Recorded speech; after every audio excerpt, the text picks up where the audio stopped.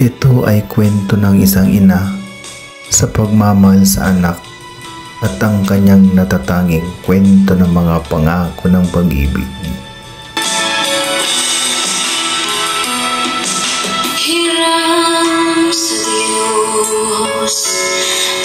Ang isa sa pinakadakilang pag-ibig dito sa mundo ay ang pagmamahal ng isang ina sa kanyang mga anak.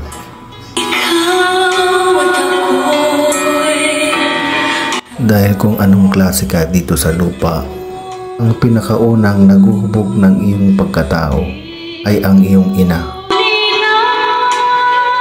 Sa kanya tayo unang natutong magmahal, natuto tayong mag-alaga ng ating mga kapatid, at sa kanya rin tayo natuto ng sakripisyo ng pagmamahal sa iba para lang may bigay sa kung sino ang ating minamahal.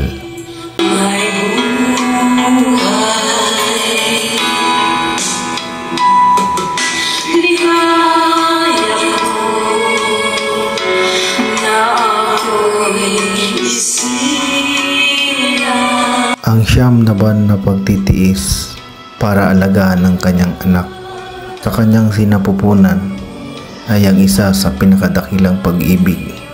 Ito ay ang pagmamahal ng ina sa kanyang mga anak.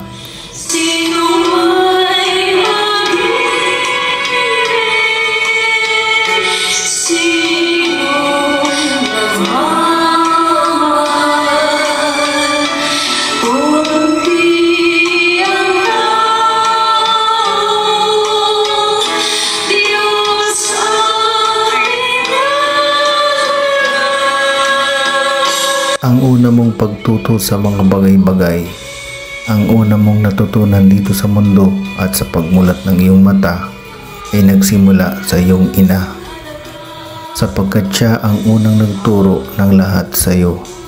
Ito ay ang una mong pagpapahalaga na ibinigay ng magulang, at ito ay ang iyong ina.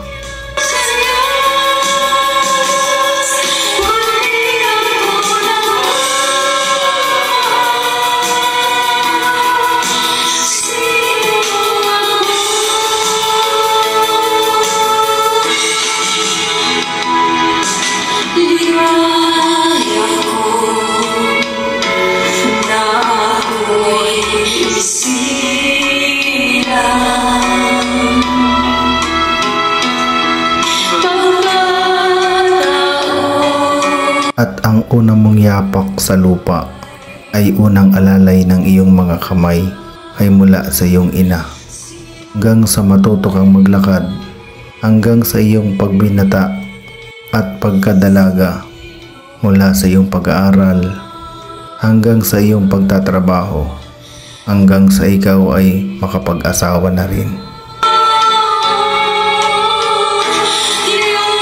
At hanggang sa iyong pagtanda, wala siyang inisip kundi ang iyong kapakanan at magkaroon ka ng magandang buhay.